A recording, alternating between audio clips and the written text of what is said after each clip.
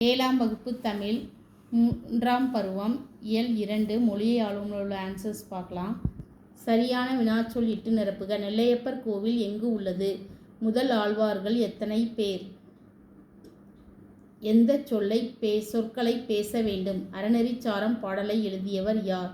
அறநெறிச்சாரன் என்பதன் பொருள் யாது? பின்வரும் தொடரை படித்து வினாக்கள் எழுதுக. பூங்கொடி தன் தோழியுடன் திங்கட்கிழமை காலையில் பேருந்தில் ஏறி பள்ளிக்கு சென்றாள். எடுத்துக்காட்டு: பூங்கொடி பள்ளிக்கு எப்படி சென்றாள்? வினாக்கள்: பூங்கொடி யாருடன் பள்ளிக்கு சென்றாள்? பூங்கொடி எப்போது பள்ளிக்கு சென்றாள்? பூங்கொடி தன் தோழியுடன் திங்கட்கிழமை காலை எங்கு சென்றாள்? தலைப்பு செய்திகளை முழு சொற்றொடர்களாக எழுதுக. தலைப்பு செய்தி: தமிழகத்தில் வடகிழக்கு பருவமழை தொடக்கம். வானிலை மையம் அறிவிப்பு: தமிழகத்தில் வடகிழக்கு பருவமழை தொடங்கியுள்ளது என்று வானிலை மையம் அறிவித்துள்ளது. சாலையில் கிடந்த பணத்தை உரியவரிடம் ஒப்படைத்த மாணவன். மாவட்ட ஆட்சியர் பாராட்டு. சாலையில் கிடந்த பணத்தை உரியவரிடம் ஒப்படைத்த மாணவனை மாவட்ட ஆட்சியர் பாராட்டினார். தமுக்கம் மைதானத்தில் புத்தக கண்காட்சி தொடக்கம். மக்கள் ஆர்வத்துடன் தமுக்கம் மைதானத்தில் புத்தக கண்காட்சி தொடங்கியதால் மக்கள் ஆர்வத்துடன் வருகை தந்தனர். தேசிய அளவிலான கைப்பந்து போட்டி. தமிழக அணி வெற்றி. தேசிய அளவிலான கைப்பந்து போட்டியில் தமிழக அணி வெற்றி பெற்றது. மாவட்ட அளவிலான அறிவியல் கண்காட்சி. 7ஆம் வகுப்பு மாணவி முதலிடம். மாவட்ட அளவிலான அறிவியல் கண்காட்சியில் 7ஆம் வகுப்பு மாணவி முதலிடம் பெற்றாள். மாநில அளவிலான பேச்சு போட்டி. சென்னையில் இன்று தொடக்கம். மாநில அளவிலான பேச்சு போட்டி சென்னையில் இன்று தொடங்குகிறது. அடுத்து மொழியோடு விளையாடு. கீழ்காணும் படங்கள் சார்ந்த சொற்களை எழுதுக. கரும்பலகை, வகுப்பறை, சுண்ணக்கட்டி, நாற்காலி, மரங்கள், மேசை, புத்தகம், விளையாட்டு மைதானம், மாணவர்கள், ஆசிரியர்கள். எடுத்துக்காட்டு: மரம், நடைபாதை, அடுக்ககம், விளையாட்டு திடல், நீண்ட இருக்கை, செடிகள், பூங்கா. கீழ்காணும் சொற்களை பெயர்ச்சொல்லாகவும் வினைச்சொல்லாகவும் பயன்படுத்தி தொடர்கள் உருவாக்குக. விதை நெல் வாங்கினான். சோளம் விதைத்தான்.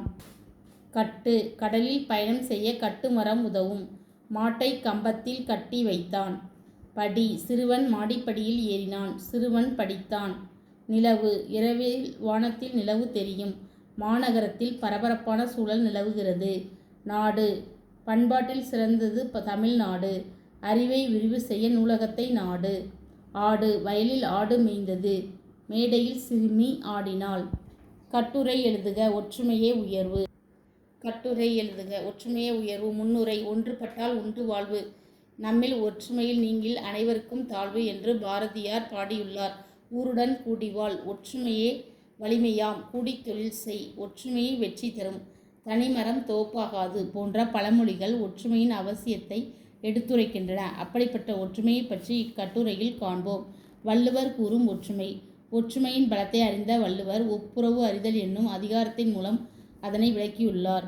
புத்தேளுலகத்தில் ஈண்டும் பெறலறிந்த ஒப்புரவின் நல்ல பிற என்னும் குறளின் பொருள் ஒற்றுமையைப் போல் வேறொன்றும் தேவருலகம் சென்றாலும் பெற இயலாதாகும். இயற்கை காட்டும் ஒற்றுமை. பல மரங்கள் செடிகளுக்குள் இணைந்தால்தான் இயற்கை உயிர் பெறுகிறது. மரங்களின் ஒற்றுமையால் சுற்றுச்சூழல் தூய்மை பெறும். கொஞ்சம் கொஞ்சமாக வரும் மழையினால் நீர்நிலை நிரம்புகிறது. பல மரங்களின் வேர்களின் ஒற்றுமை மண் அரிப்பை தடுத்து நிறுத்துகிறது. சமுதாய ஒற்றுமை.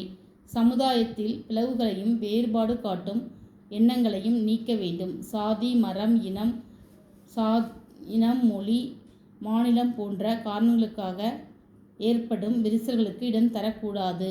சமூக பொருளாதார நிலைகளில் உள்ள ஏற்றத்தாழ்வுகளை நீக்க பாடுபட வேண்டும். நாட்டில் எல்லாரும் படித்தவர்கள் என்றும் நிலையை ஏற்படுத்த வேண்டும். முடிவுரை: கூடி வாழ்ந்தால் கோடி நன்மை. பலர் ஒன்று கூடி வாழ்ந்தால் நிறைய நன்மைகள் உண்டு. ஒவ்வொரு இந்தியனும் ஒற்றுமையாய் வாழ்வதே நன்மையே. வேற்றுமை வளர்ப்பதினால் விளையும் தீமையே என்பதை உணர்ந்து ஒற்றுமையுடன் நாம் வாழ்ந்தால்தான் நம் நாடும் நாமும் முன்னேறலாம். Thank you. Please subscribe my channel.